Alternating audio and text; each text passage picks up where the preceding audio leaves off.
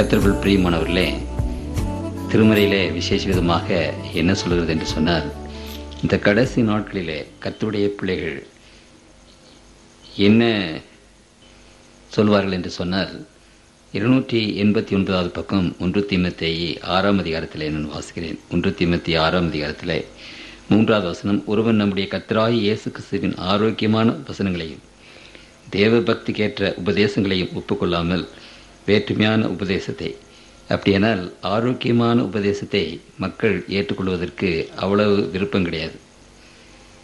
ஆனால் வேதத்துக்கு விரோதமான காரியங்கள் ஏற்றுக்கொள்ள வேண்டுமென்றால் ஏற்றுக்கொள்வதாக இருக்கிறார்கள். இன்றைய மனநிலையம் எப்படி? 2 தீமோத்தேயு 4ஆம் அதிகாரத்திலே வாசிக்கிறேன். 2 தீமோத்தேயு 4ஆம் அதிகாரம் 3வது வசனத்திலே இந்த கடைசி நாட்களை பற்றி ஆண்டவர் பேசும்போது சொல்கிறார், ஏனென்றால் அவர்கள் ஆரோக்கியமான உபதேசத்தை பொறுக்க மனதில்லாமல் செவித்துணு உள்ளவர்களாகி தங்கள் சுய இச்சைகளுக்கேற்ற போதகர்களை தங்களுக்கு திரளாக சேர்த்து கொண்டு, அப்படியானால் ஆரோக்கியமான உபதேசம் என்று ஒன்று இருக்கிறது, வேதத்தின்படியே போதிக்கிறது. அப்படி போதிக்கும் போது நம்முடைய வாழ்க்கைக்கு அது முரண்பாடாக சில காரியங்கள் தெரிகின்றது. அது நமக்கு அவ்வளோ விருப்பமில்லை. ஆனாலும் கர்த்தருக்குள் பிரியமானவர்களே, நாம் ஆண்டவருடைய சன்னிதானத்தில் நிற்கும்போது ஆண்டவருடைய பிள்ளைகளிடத்தில் ஆண்டவர் கேட்கிற ஒரு விசேஷமான கேள்வி, அதை குறித்து தான் விசேஷமாக கர்த்தருடைய பிள்ளைகளாகிய உங்கள் மத்தியிலே நாங்கள் பேசுகிறோம். நமக்கு பிரியம் இருக்கிறதோ பிரியம் இல்லையோ அதல்ல, தேவனுடைய பிள்ளைகள் ஆண்டவருக்கு எது பிரியம் என்பதை நாம் கவனித்து அதற்கேற்றபடி நாம் வாழ வேண்டும். அதுதான் அங்கு இருக்கிறது. யோவான் 12ஆம் அதிகாரம் 45வது வசனத்தை 47வது வசனத்தை வாசிக்கிறேன். ஒருவனின் வார்த்தைகளை கேட்டும் விசுவாசியாமல் போனால் அவனை நான் நியாயம் தீர்ப்பதில்லை. நான் உலகத்தை நியாயம் தீர்க்க வராமல் உலகத்தை ரட்சிக்க வந்தேன். என்னை தள்ளி என் வார்த்தைகளை ஏற்றுக்கொள்ளாதவனை நியாயம் தீர்க்கிறது ஒன்று இருக்கிறது. நான் சொன்ன வசனமே அவனை கடைசி நாளில் நியாயம் தீர்க்கும். ஆகவே நாம் தேவனுடைய சன்னிதானத்தில் இந்த வேத வசனங்களுக்கு முன்பாக, ஆண்டவர் கொடுத்த 10 பிரமாணங்களுக்கு முன்பாகத்தான் நிற்கப் போகிறோம். அப்பொழுது ஆண்டவர் கேட்கிற கேள்வி, இந்த வசனத்தின்படி நடந்தாயா, 10 பிரமாணங்களின்படி நடந்தாயா என்ற 2 கேள்விதான். ஆகவே தான் கர்த்தருக்குள் பிரியமானவர்களே, இந்த வசனத்தையும் கற்பனைகளையும் விசேஷமாக உங்கள் மத்தியில் நாங்கள் வைக்கிறோம். ஏனென்றால் அதற்கு முன்னால் தான் நாம் நிற்க வேண்டியது இருக்கிறது. ஆண்டவர் சொன்னார், என் வார்த்தைகளை என்னை தள்ளி என் வார்த்தைகளை என்று சொல்லுகிறார். அப்படியானால் இந்த வேத வாக்கியங்களை நாம் தள்ளும்போது அவரையும் தள்ளிவிடுகிறோம் என்று நமக்கு புரிய வேண்டும். ஆண்டவர் சொன்ன வாக்கியத்தை நாம் தள்ளிவிடும்போது அவரையும் நாம் தள்ளிவிடுகிறோம் என்பதை நீங்கள் அறிந்து கொள்ள வேண்டும். ஆகவே கர்த்தருக்குள் பிரியமானவர்களே, சரி, முரண்பாடாக இருந்த போதிலும், உங்கள் வாழ்க்கைக்கு அதுக்கு சற்று விருப்பமற்றதாக இருந்த போதிலும் வந்து கேளுங்கள். ஏனென்றால் ஒருவேளை இந்த வசனங்களை கேட்டு மனதிலே வைத்திருந்தீர்களானால் வரப்போகிற நாட்களையாவது நாம் ரட்சிக்கப்படுவதற்கு நம்மை ஆயத்தம் செய்து கொள்ள முடியும். இந்த நாளில் நாம் விசேஷ விதமாக கவனிக்க போகிற ஒரு விசேஷமான காரியம் ஆண்டவருடைய முத்திரை. ஆண்டவர் தமக்கென்று ஒரு முத்திரையை வைத்திருக்கிறார். அதை போலவே அதற்கு விரோதமான ஒரு முத்திரையும் இந்த உலகத்தில் இருக்கிறது. அதை பற்றியும் வேதாகமம் அங்கு பேசுகிறது. அப்படியானால் இந்த 2 முத்திரையினுடைய காரியம் என்ன என்பதை இன்றைக்கு கர்த்தருடைய பிள்ளைகள் அறிந்து கொள்வது மிகவும் அவசியம். இந்த உலகத்தில் ஏராளமான பேர் வந்து இந்த காரியங்களை கேட்பார்களானால் அது மிகவும் நன்றாக இருந்திருக்கும். யாத்திரையாகமம் 4ஆம் அதிகாரம் 22ஆம் அதிகாரத்திலே நான் வாசிக்கிறேன். யாத்திரையாகமம் 4ஆம் அதிகாரம் 22வது வசனத்திலே, அப்பொழுது நீ பார்வோனோடு சொல்ல வேண்டியது என்னவென்றால், இஸ்ரவேல் என்னுடைய குமாரன், என் சேஷ்ட புத்திரன், எனக்கு ஆராதனை செய்யும்படி என் குமாரனை அனுப்பிவிடு என்று கட்டளையிடுகிறேன். அவனை விடமாட்டேன் என்பாயாகில் நான் உன்னுடைய குமாரனை, உன் சேஷ்ட புத்திரனை சங்கரிப்பேன் என்று கர்த்தர் சொன்னார் என்று சொல் என்றார். ஆண்டவர் அப்பொழுதே சொல்லிவிட்டார், என்னுடைய மகனே, நீ விடாவிட்டால் உன்னுடைய சேஷ்ட புத்திரனை நான் சங்கரிப்பேன் என்றார். அதே போலவே இந்த 10வது வாதை, அடுத்த நாள் காலையிலே இஸ்ரவேலர்கள் புறப்படுகிறார்கள். முந்தின நாள் ராத்திரி அந்த எகிப்தில் உள்ள மிருகங்கள் எல்லாமே, மனிதர்கள் எல்லாருடைய தலைப்பிள்ளை, தலை குழந்தைகள் எல்லாம் இறந்து போயின. அப்பொழுது ஆண்டவர் சொன்னார், அந்த அழிக்கிற சங்கார தேவதூதன் வந்து அந்த முதல் குழந்தைகள் எல்லாவற்றையும் அழித்து போடும்போது, நீங்கள் உங்களுடைய பிள்ளைகளை தப்பிக்க வேண்டும் என்றால் நீங்கள் என்ன செய்ய வேண்டும் என்று சொன்னால், மூன்றாவது வசனத்தை வாசிக்கிறேன். 12ஆம் அதிகாரம் 3வது வசனத்திலே நான் வாசிக்கிறேன். நீங்கள் இஸ்ரவேல் சபையார் யாவரையும் நோக்கி, இந்த மாதம் 10ஆம் தேதியில் வீட்டுத் தலைவர்கள் வீட்டுக்கு ஒரு ஆட்டுக்குட்டியாக ஒவ்வொருவரும் ஒரு ஆட்டுக்குட்டியை தெரிந்து கொள்ள கடவர்கள். அதன் இரத்தத்தில் கொஞ்சம் எடுத்து தாங்கள் அதை புசிக்கும் வீட்டு வாசல் நிலைக்கால்கள் 2லும் நிலையிலும் மேல் சட்டத்திலும் தெளித்து, அந்த ராத்திரியிலே நான் எகிப்து தேசம் எங்கும் கடந்து போய் எகிப்து தேசத்துள்ள மனிதர் முதல் மிருக ஜீவன்கள் மட்டும் முதல் பேராயிருக்கிறவைகளெல்லாம் அதம் பண்ணி எகிப்து தேவர்களின் மேல் நீதியை செலுத்துவேன். நானே கர்த்தர். நீங்கள் இருக்கும் வீடுகளில் அந்த இரத்தம் உங்களுக்கு அடையாளமாய் இருக்கும். அந்த இரத்தத்தை நான் கண்டு உங்களை கடந்து போவேன். நான் எகிப்து தேசத்தை அழிக்கும் போது அழிக்கிற வாதை உங்களுக்குள்ளே வராதிருக்கும். ஆண்டவர் சொன்னார், அந்த ராத்திரியிலே ஆட்டுக்குட்டி எடுத்து அதனுடைய இரத்தத்தை பிடித்து அதை வாசலிலே பூச வேண்டும் என்று சொன்னார். அப்படி அது அடையாளமாயிருக்கும். அந்த அடையாளத்தை பார்த்து நான் உங்கள் வீட்டை கடந்து போவேன், உங்கள் வீட்டிலே நான் வந்து சாவு வரப்பண்ணேன் என்று ஆண்டவர் சொன்னார். கர்த்தருக்குள் பிரியமானவர்களே, எத்தனையோ ஆயிரக்கணக்கான குழந்தைகள் அந்த ராத்திரியில இறந்து போயின. ஆனால் அந்த இரத்தம் இருந்த அந்த வீட்டில் யாரும் சாகாமல் ஆண்டவர் காப்பாற்றினார். அநேக எகிப்தியர்கள் இஸ்ரவேலர்கள் செய்த மாதிரியே தாங்களும் செய்து தங்களுடைய பிள்ளைகளை காப்பாற்றி கொண்டார்கள். அடையாளம், கர்த்தருக்குள் பிரியமானவர்களே, அன்று ஆண்டவர் கொடுத்த அந்த அடையாளம் இந்த கடைசி நாட்களிலும் தேவனுடைய பிள்ளைகளுக்கு ஒரு அடையாளம் கொடுக்கப்படுகிறது. அந்த அடையாளத்தை பற்றி நாம் வாசிக்கும் போது கர்த்தருக்குள் பிரியமானவர்களே, அன்றைக்கு அந்த பெரிய அழிவு எகிப்தின் மேல் வந்தது, அதே போல பிரம்மாண்டமான அழிவு இந்த உலகத்தின் மேல் வரப்போகிறது என்று நான் உங்களுக்கு எடுத்து சொன்னேன். அந்த அழிவு வருவதற்கு போது ஆண்டவர் தம்முடைய பிள்ளைகள் மத்தியில் சொல்லுகிறார். சங்கீதம் 91:7, உன் பக்கத்தில் 1000 பேரும் உனது வலது பக்கத்தில் 10,000 பேர் விழுந்தாலும் அதை உன்னை அணுகாது. உன் கண்களால் மாத்திரம் நீ அதை பார்த்து துன்மார்க்கருக்கு வரும் பலனை காண்பாய். எனக்கு அடைக்கலமாயிருக்கிற உன்னதமான கர்த்தரை உனக்கு தாபரமாக கொண்டாய். ஆகையால் பொல்லாப்பு உனக்கு நேரிடாது, வாதையும் கூடாரத்தை அணுகாது. இங்கு இந்த 91வது சங்கீதத்தில் ஆண்டவர் அந்த வரப்போகிற வாதை குறித்து பேசும்போது ஒரு வார்த்தை சொல்கிறார். உன் பக்கத்தில் 1000 பேரும் உனது வலது பக்கத்தில் 10,000 பேர் விழுந்தாலும் மக்கள் ஆயிரக்கணக்காக மடிந்து போவார்கள், லட்சக்கணக்காக மடிந்து போவார்கள். நீ மாத்திரம் அதை கண்டு கண்களால் பார்த்து எந்த விதமான வாதையும் உன்னை அணுகாது என்று ஆண்டவர் சொன்னார். அப்படிப்பட்ட பயங்கரமான இந்த காலத்தை குறித்து ஆண்டவர் அங்கு பேசுகிறார். அப்படி பேசும்போது கர்த்தருக்குள் பிரியமானவர்களே, திருமறை ஒரு விசேஷமான காரியத்தை குறித்து பேசுகிறது. அப்படியானால் வரப்போகிற அந்த அழிவுக்கு நாம் தப்பும்படி கர்த்தருடைய பிள்ளைகளாகி நாம் என்ன செய்ய வேண்டும் என்பதை குறித்து திருமறை நமக்கு அநேக இடங்களிலே பேசுகிறது. அதை சிந்திக்க முன்பாக தலைவணங்கி ஜெபிப்போம். அன்புள்ள எங்கள் ஆண்டவரே, உம்முடைய சன்னிதானத்திலே உம்முடைய பிள்ளைகளாக நாங்கள் வந்து இந்த இடத்திலே கூடி உம்முடைய வசனங்களை சிந்திக்கும்படி எங்களுக்கு கிருபை செய்த தயவுக்காக ஸ்தோத்திரம் ஆண்டவரே. எத்தனையோ வேலைகளை ஜோலிகளை விட்டு உம்முடைய வசனத்தை கேட்க வந்திருக்கிற உம்முடைய பிள்ளைகளோடு இந்த நாளிலே நீர் பேசும் ஆண்டவரே. விசேஷ விதமாக கர்த்தாவே, இதோ உம்முடைய பிள்ளைகளையும் இந்த உலகத்தின் பிள்ளைகளையும் வித்தியாசப்படுத்துகிற அந்த காரியத்தை குறித்து நீர் விசேஷமாக ஒவ்வொரு மகனுடைய உள்ளத்திலும் மகளுடைய உள்ளத்திலும் நீர் பேச வேண்டும் என்று உம்முடைய திருப்பாத்தில் கெஞ்சி கொண்டாடுகிறோம்.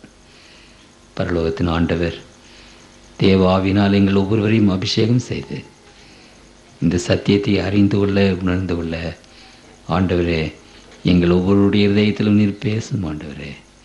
பேசும் தகப்பனே, பேசும். இயேசுவின் நாமத்தில் வேண்டிக் கொள்கிறோம் ஜெபங்கேளும் பரம்பிதாவே, ஆமென். வரப்போகிற காலத்தை குறித்து ஆண்டவர் பேசும்போது இங்கே ஒரு ப்ரெடிக்ஷன், ஒரு தீர்க்கதரிசனமாக அங்கு உரைக்கிறார். எசேக்கியேல் 9ஆம் அதிகாரத்தில் 4வது வசனத்தை நான் வாசிக்கிறேன். கர்த்தர் அவனை நோக்கி, நீ எருசலேம் நகரம் எங்கும் உருவப்போய் அதற்குள்ளே செய்யப்படுகிற சகல அருவருப்புகளின் நிமித்தம் பெருமூச்சு விட்டு அழுகிற மனுஷரின் நெற்றிகளில் அடையாளம் போடு என்றார்.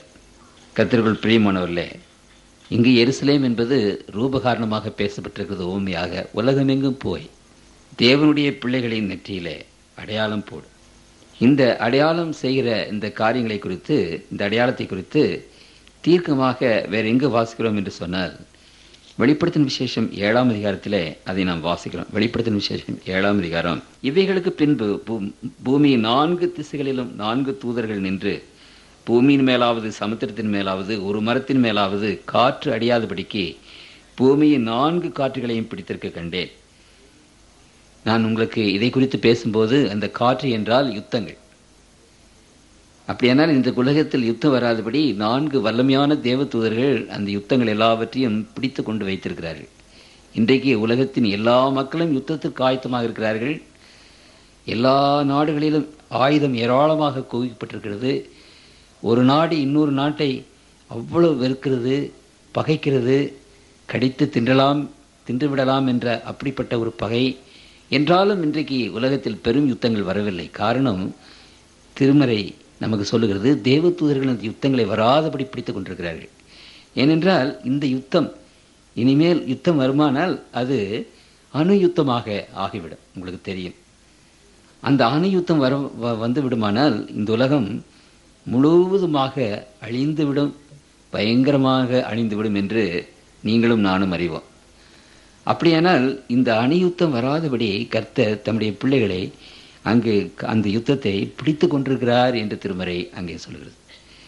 பிடித்து கொண்டு இருக்கிறார் என்பது மாத்திரமல்ல, கர்த்தருக்குள் பிரியமானவர்களே, எதற்காக அப்படி பிடித்து கொண்டிருக்க வேண்டும் என்றால் அங்கு திருமறை சொல்லுகிறது 2வது வசனம், ஜீவனுள்ள தேவனுடைய முத்திரையை கோலையுடைய வேறொரு தூதன் சூரியன் உதிக்கும் திசையிலிருந்து ஏறி வர கண்டேன்.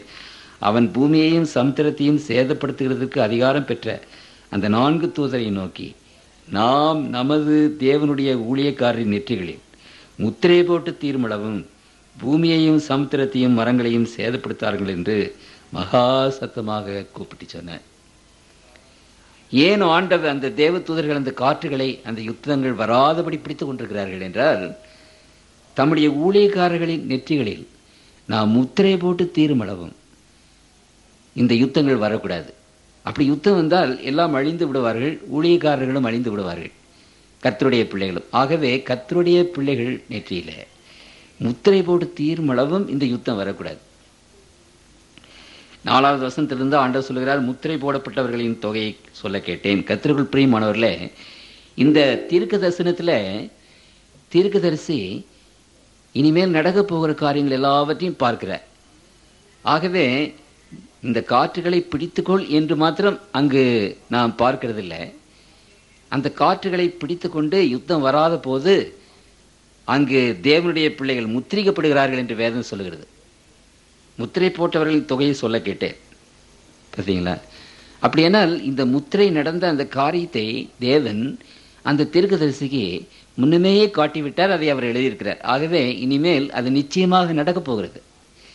தேவனுடைய பிள்ளைகள் முத்திரை போடப்படுவார்கள். அப்படி முத்திரை போடப்பட்டு ஏன் முத்திரை போட வேண்டும் என்றால், வரப்போகிற அழிவுக்கு அவர்கள் தப்பவும். அது மாத்திரமல்ல, வரப்போகிற அழிவுக்கு தப்புவதற்கு மாத்திரமல்ல, 14ஆம் அதிகாரம் வெளி 14ஆம் அதிகாரம் 1வது வசனத்திலே வாசிக்கிறேன். பின்பு நான் பார்த்தபோது இதோ சீயோன் மலையின் மேல் ஆட்டுக்குட்டியானவரையும் அவரோடு கூட அவருடைய பிதாவின் நாமம் தங்கள் நெற்றிகளில் எழுதப்பட்டிருந்த 1,40,000 பேரையும் கண்டேன்.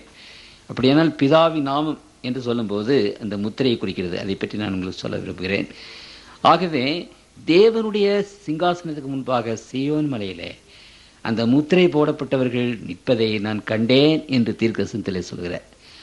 ஆகவே உலகத்தில் வரப்போகிற அழிவுக்கு தப்பின அவர்கள் தேவனுடைய சன்னிதானத்திலே போகிறார்கள். ஆகவே தேவனுடைய முத்திரை அந்த மக்களை போடப்பட்டு அந்த முத்திரை பெற்ற மக்கள் வரப்போகிற பெரும் அழிவுக்கு தப்புவது மாத்திரமில்லாமல் அவர்கள் தேவனுடைய சிங்காசனத்துக்கு முன்பாக நிற்கப் போகிறார்கள் என்பதையும் அங்கே சொல்லப்பட்டிருக்கிறது. கர்த்தருக்குள் பிரியமானவர்களே, ஆண்டவர் இப்படி ஒரு முத்திரையை வைத்து தம்முடைய பிள்ளைகளை முத்திரிக்கும் போது, தனிப்படுத்தும் போது, மற்றவர்களை விட விசேஷப்படுத்தும் போது, திருமறை இன்னொன்று ஆச்சரியமான ஒரு காரியத்தை பற்றி பேசுகிறது. அது என்னவென்றால், மிருகத்தின் முத்திரை என்ற ஒரு காரியத்தை குறித்து அது பேசுகிறது. ஒரு டூப்ளிகேட். அதாவது சாத்தானுக்கு என்ன, கர்த்தருக்குள் பிரியமானவர்களே, கடவுள் எதை வைத்திருக்கிறாரோ அதற்கெல்லாம் டூப்ளிகேட் பண்ணிடணும் சாத்தானுக்கு. அந்த டூப்ளிகேட்டை ஜனங்கள் நம்பணும், அதை ஜனங்கள் பின்பற்றணும். அந்த உண்மையான காரியத்தை விட்டு டூப்ளிகேட்ஸ் எல்லாம் பின்பற்றிட்டு இருக்கணும். அந்த போலிகளை பின்பற்றி ஏமாந்து போகணும். அதுதான் சாத்தானுடையது. அந்த போலிகள் உண்மையாகவே அந்த உண்மையான காரியங்கள் மாதிரி தான் தெரியும். அப்படித்தான் சாத்தான் அங்கே செய்கிறான். ஆகவே ஆண்டவருக்கென்று ஒரு முத்திரை இருக்கிறது என்று தெரிந்தவுடனே சாத்தான் என்ன செய்கிறார், அந்த முத்திரையை போலியாக தனக்கு ஒரு முத்திரையை அங்கு வைத்து விட்டார். ஆகவே திருமறை என்ன சொல்லுகிறது என்று கவனியுங்கள். அந்த முத்திரை பற்றி திருமறை விசேஷ விதமாக அநேக இடங்களிலே அங்கு பேசுகிறது. வெளி 13:17 346 பக்கம், அந்த மிருகத்தின் முத்திரையாவது அதன் நாமத்தையாவது அதன் நாமத்தின் லக்கத்தையாவது தரித்துக் கொள்கிறவன் தவிர வேறொருவனும் கொல்லவும் விற்கக்கூடாதபடி செய்தது. அப்படியானால் கர்த்தருக்குள் பிரியமானவர்களே, அந்த மிருகத்தின் முத்திரை என்ற ஒரு முத்திரையை பற்றி ஆண்டவர் பேசுகிறார். அப்படியானால் இந்த மிருகம் என்பது என்ன, அதனுடைய முத்திரை என்பது என்ன? 18வது வசனத்திலே வாசிங்கள். இதிலே ஞானம் விளங்கும். அந்த மிருகத்தின் லக்கத்தை புத்தியுடையவன் கணக்கு பார்க்க கிடவன். அது மனுஷனுடைய லக்கமாயிருக்கிறது. அதனுடைய இலக்கம் 666. ஆகவே இன்றைக்கு நீங்கள் கேட்கப் போகிற இந்த பிரசங்கம் ஒரு தீர்க்க தரிசன பிரசங்கம். கர்த்தருக்குள் பிரியமானவர்களே, ஒன்றை மாத்திரம் உங்கள் மத்தியில் நான் சொல்ல விரும்புகிறேன். இந்த கூட்டங்கள் அல்லாமல் வேறு எந்த கூட்டத்திலும் இந்த தீர்க்க தரிசனங்களை பற்றி உங்களுக்கு பேச மாட்டார்கள். அந்த தீர்க்க தரிசனத்தை ஆண்டவர் இந்த வேதத்தில் 1/3 தீர்க்க தரிசனத்தை கொடுத்திருக்கிறார். இந்த வேத புத்தகத்தில் 18 முழு புத்தகங்களும் தீர்க்க தரிசனம். அது இல்லாதபடி ஆயிரக்கணக்கான வேறு தீர்க்க தரிசனங்கள் இருக்கின்றன. சில சமயங்களிலே சில பேர் இந்த தீர்க்க தரிசனங்களை முன்னும் பின்னுமாக முரண்பாடுகளோடு பேசுகிறார்கள். ஆனால் திட்டவட்டமாக தெளிவாக உங்களுக்கு இப்படிப்பட்ட தீர்க்க தரிசனத்தை பற்றி விளக்க உரை வேற எங்கும் நீங்கள் கேட்க முடியாது. ஆகவே கர்த்தருக்குள் பிரியமானவர்களே, இந்த தீர்க்க தரிசனத்தை கடவுள் எதற்காக கொடுத்திருக்கிறார்? தம்முடைய பிள்ளைகள் அதை அறிந்து தெரிந்து வரப்போகிற அழிவுக்கு தப்பித்துக் கொள்ள வேண்டும் என்பதற்காகத்தான் கொடுத்திருக்கிறார். ஆகவே இவைகளை சற்று ஜெபத்தோட கவனியுங்கள். ஆவியான உங்களுடைய உள்ளத்தில் பேசட்டும். எப்படியாவது கர்த்தருடைய பிள்ளைகள் வரப்போகிற காலத்தை அறிந்து இந்த வரப்போகிற அந்த ஆபத்துக்கு தப்பிக்க வேண்டும் என்பது என்னுடைய ஒரு பெரிய விருப்பம். சொல்லப்போனால் ஒவ்வொரு தேவனுடைய மகனும் மகளும் அந்த முத்திரையை, ஆண்டவருடைய முத்திரையை பெற்று வரப்போகிற அழிவுக்கு தப்பி பரலோகத்தில் சீயோன் மலையிலே நிற்க வேண்டும். அப்படிப்பட்ட ஒரு பெரிய கிருபையை ஆண்டவர் விசேஷமாக தம்முடைய பிள்ளைகளுக்கு அங்கு தருவாராக. வெளி 14ஆம் அதிகாரத்தில் 9வது வசனத்தை, அவர்களுக்கு பின்னே 3ஆம் தூதன் மிகுந்த சத்தமிட்டு மிருகத்தையும் அதன் சொரூபத்தையும் வணங்கி தன் நெற்றியிலாவது தன் கையிலாவது அதன் முத்திரையை தரித்துக் கொள்கிறவனவனோ, அந்த மிருகத்தின் முத்திரையை யார் தரித்துக் கொள்கிறானோ அவன் தேவனுடைய கோபாக்கினியாகிய பாத்திரத்திலே கலப்பில்லாமல் வார்க்கப்பட்ட அவருடைய உக்கிரமாகிய மதுவை குடித்து பரிசுத்த தூதர்களுக்கு முன்பாகவும் ஆட்டுக்குட்டியானவருக்கு முன்பாகவும் அக்னினாலும் கந்தகத்தினாலும் வாதிக்கப்படுவான். அவர்களுடைய வாதியின் புகை சதா காலங்களிலும் எழும்பும். மிருகத்தையும் அதன் சொரூபத்தையும் வணங்குகிறவர்களுக்கும் அதனுடைய நாமத்தின் முத்திரையை தரித்துக் கொள்கிற எவனுக்கும் இரவும் பகலும் இளைப்பாறுதல் இராது. இந்த வேதத்திலேயே ரொம்ப கடினமான சாபம் இது. வேற எங்கும் காணப்படாத பயங்கரமான ஒரு சாபம் இந்த இடத்துல போடப்பட்டிருக்கிறது. அப்படியானால் அவ்வளவு பயங்கரமான அந்த சாபம் யார் மேலே போடப்பட்டிருக்கிறது என்றால் அந்த மிருகத்தின் முத்திரையை தரித்தவர்கள் மேலே போடப்பட்டிருக்கிறது. ஆகவே கர்த்தருக்குள் பிரியமானவர்களே, ஒரு பெரிய எச்சரிப்பு கர்த்தருடைய பிள்ளைகளுக்கு வருகிறது. அந்த மிருகத்தின் முத்திரையை தேவனுடைய பிள்ளைகள் ஒரு காலம் ஒரு நாளும் அணியக்கூடாது. அதுதான் ஆண்டவர் சொல்லுகிற ஒரு பெரிய எச்சரிப்பு. அப்படியானால் இந்த கடவுளுடைய முத்திரை என்பது என்ன, மிருகத்தினுடைய முத்திரை என்ன என்பதை வேதம் நமக்கு என்ன சொல்கிறது என்று நாம் சற்று கவனிக்க வேண்டும். முதலாவதாக இந்த மிருகம் என்றால் என்ன என்பதை குறித்து நாம் சற்று ஆராய வேண்டும். இந்த மிருகம் என்றால் என்ன என்று நான் தீர்க்க தரிசனத்திலே உங்களுக்கு தானியேல் 7ஆம் அதிகாரம் இந்த அதிகாரங்களை எல்லாம் சற்று விளக்கி சொல்லியிருக்கிறேன். என்றாலும் அதை மறுபடியுமாக உங்களுக்கு ஞாபகப்படுத்த விரும்புகிறேன். மிருகம் என்றால் என்ன? உங்களுக்கு தெரியும், அந்த 7ஆம் அதிகாரம் தானியேலில் ஒரு மிருகம் வந்தது, சிங்கத்தை போல் இருந்தது. இன்னொரு மிருகம் வந்தது, அதுக்கடுத்தபடி கரடையை போல் இருந்தது, 3 விலா எலும்புகள் இருந்தன. அடுத்த மிருகம் அது சிவிங்கியை போல் இருந்தது, 4 தலைகள் 4 ரெக்கைகள் இருந்தன. அடுத்த மிருகம் அது பெயர் சொல்ல முடியாத ஒரு கொடூரமான மிருகம் என்றெல்லாம் உங்களுக்கு சொன்னேன். அப்படியானால் அந்த மிருகம் என்று சொன்னால் ராஜ்யங்கள் அதிகாரங்களை குறிக்கிறது என்றும் உங்களுக்கு விளக்கம் சொன்னேன். அப்படி இங்கே திருமறை அதை குறித்து பேசும்போது தானியேல் புத்தகத்தில் தானியேல் தீர்க்கதரிசன புத்தகம், வெளியாகமத்தின் புத்தகம் ரெண்டும் ஒன்றோடொன்று சம்பந்தப்பட்டது. இதற்கு விளக்கம் அங்கே இருக்கிறது, அதற்கு விளக்கம் இங்கே இருக்கிறது. இந்த 2 புத்தகம் ஒன்றாக போகிறது. தானியேல் 7ஆம் அதிகாரம் 23வது வசனத்தை வாசிக்கிறேன். 41வது பக்கம் 7:23. அவன் சொன்னது 4ஆம் மிருகம். இது தேவதூதர்களுடைய அர்த்தம். உங்களுக்கு புரியுதுங்களா? கர்த்தருக்குள் பிரியமானவர்களே, தீர்க்க தரிசனங்கள் வரும்போது இது மனிதனுடைய எண்ணங்கள் அல்ல, மனிதனுடைய அர்த்தம் அல்ல. மனிதன் அதை விஸ்தரிக்கிறதில்ல. தேவ தூதர்கள் பரலோகத்திலிருந்து அனுப்பப்பட்டு அதை சொல்லுகிறார்கள். ஆகவே அவன் என்றால் அந்த தேவ தூதன். இந்த 7ஆம் அதிகாரத்தை தானியேல் பார்த்து அது புரியாமல் திகைக்கையில் அங்கே காபிரியேல் தேவதூதன் வந்து அதற்கு என்ன செய்கிறார்?